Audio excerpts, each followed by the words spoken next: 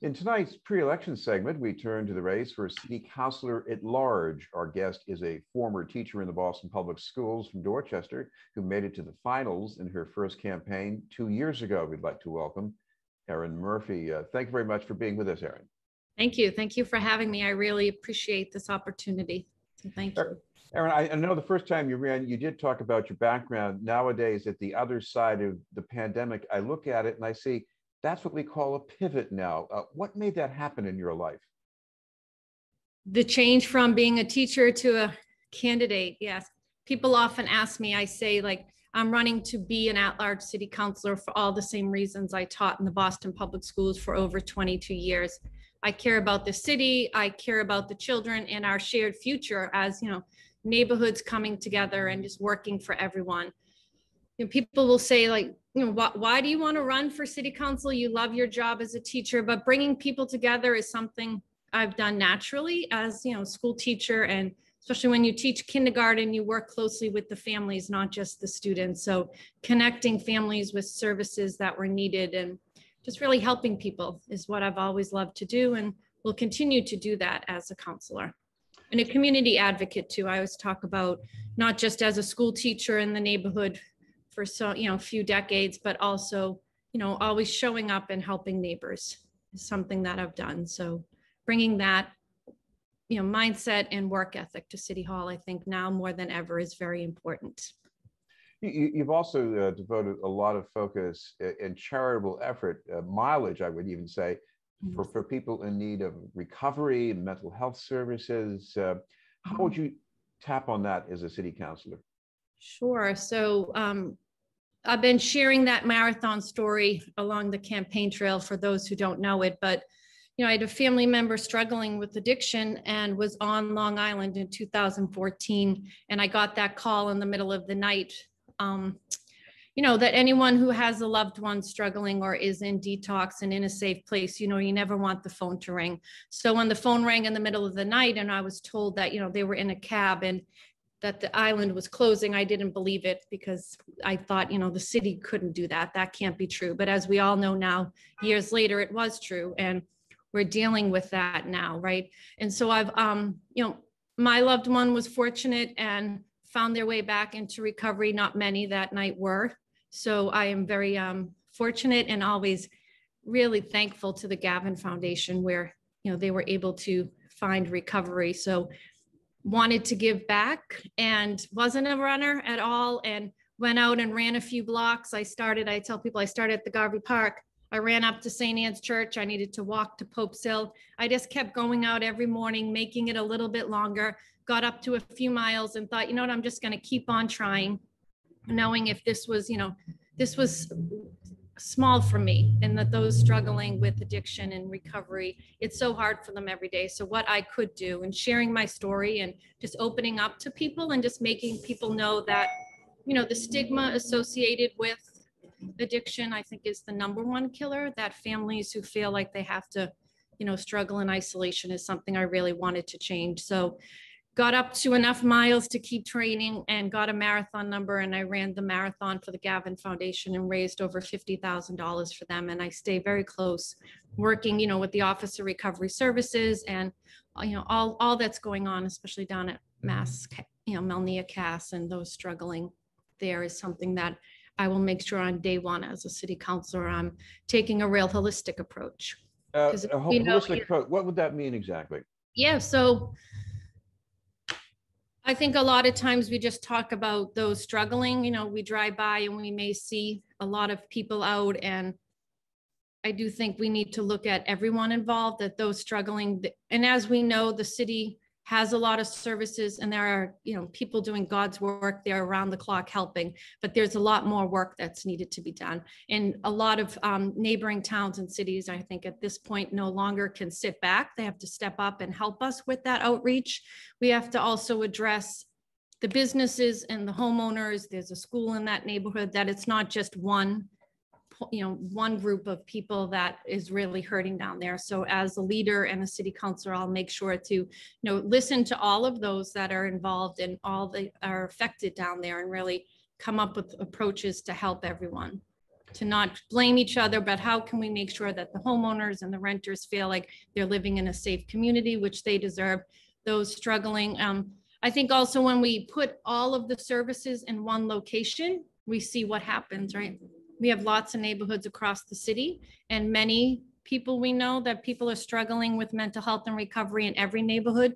So to maybe really branch that out so that we have recovery support in all neighborhoods, so they're not so, compact in one spot. I want to ask you about one school issue that you've talked about in the campaign, and certainly many people in the council have been concerned about, and that's the change in policy for admission to Boston exam schools. The school committee is supposed to be taking a vote on that tonight. There are a couple of different options out there. Is there anything you'd like to say about that? Sure, yes.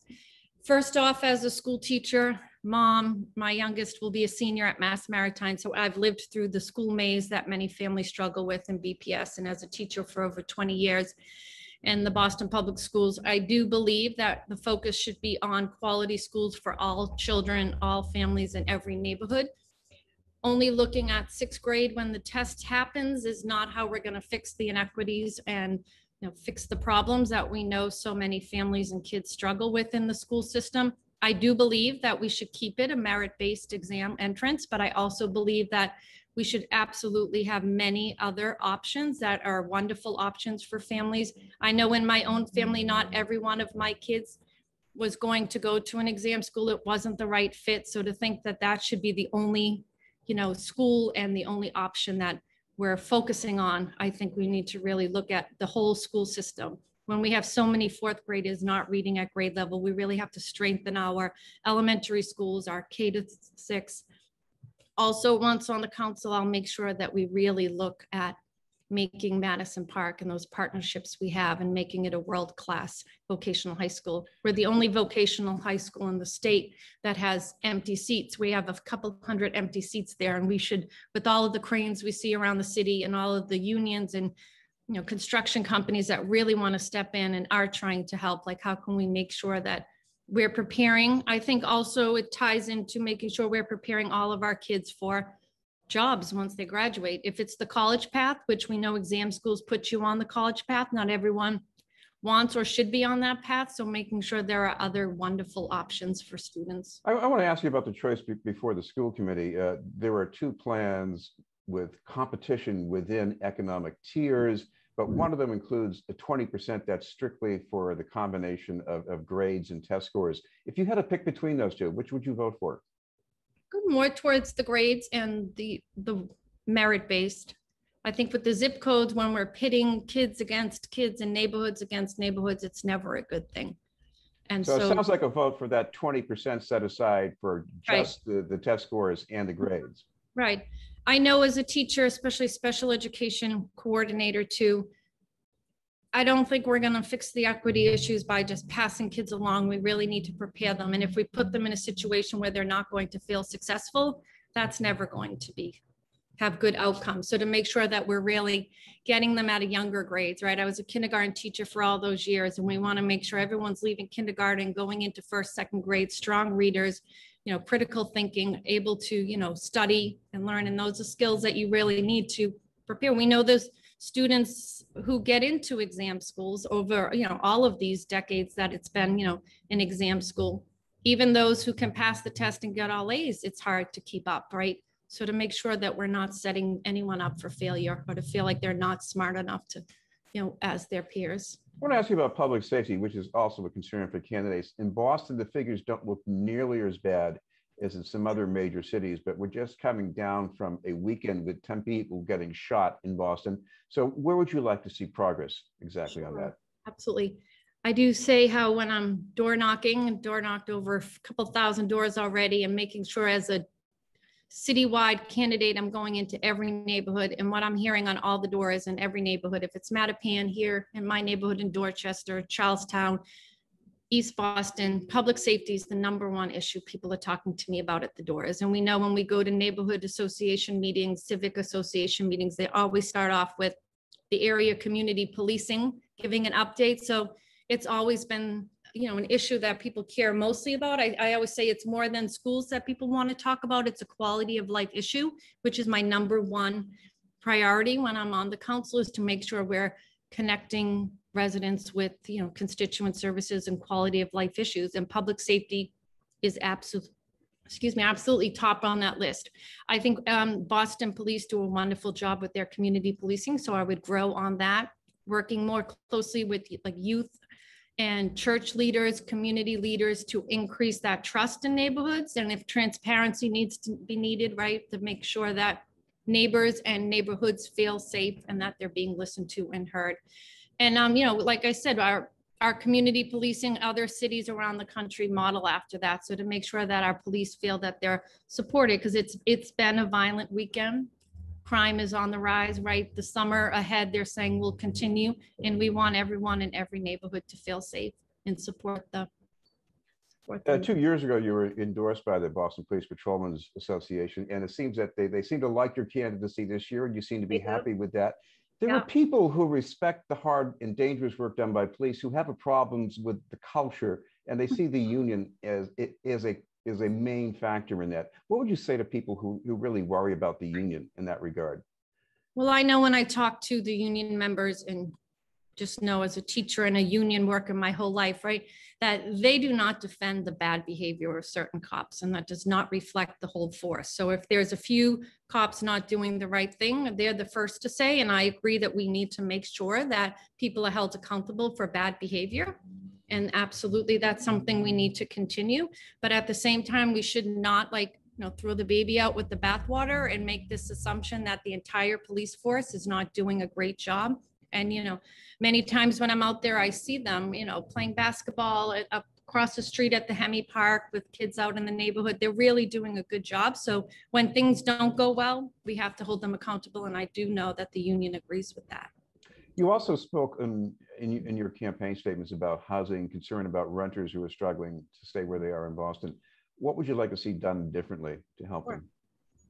I do like to remind people I am a renter. I live on the second floor of a 3-decker here in Dorchester with my family, and do feel, my Boston Public School Union job has allowed me to stay in the city, right? So I do think it goes back to education and making sure we're giving all kids quality education, so that if they go that path of a union or, college, if that's an option for them, that we're really preparing kids to have, high paying quality jobs that are out there in the city so that they can afford to stay here. I worry my young adult children. One just graduated from Bridgewater and started her teaching in BPS. Like, can she stay to afford? Will they be the first generation that are priced out? And it's one of the things we see with the schools, with the public safety, the quality of life issues, that the city has become so expensive to live in. We need to make sure it's working for everyone. And housing is, it's expensive. So we really need to address that and come up with the different creative ways. There's lots of empty lots across the city. So looking at, maybe building on these, lots, 100% affordable housing. There's abandoned buildings. We could reimagine, repurpose abandoned buildings. The linkage program has been very successful. It's brought millions of dollars into affordable housing programs in the city to keep that going with the CPAs and all. And also, like with new development, look at the percentage of affordable housing. But I think it goes back to what is affordable. There's those, who have at the lower end, there's those who can afford $1 million condos on side streets and 3 families. And then there's the working class that are really struggling to stay in the city. So to look at programs for those who feel like they make a little too much, but not enough. So to, address the issues for all homeowners and renters that want to stay here, because we're losing too many great families in the city.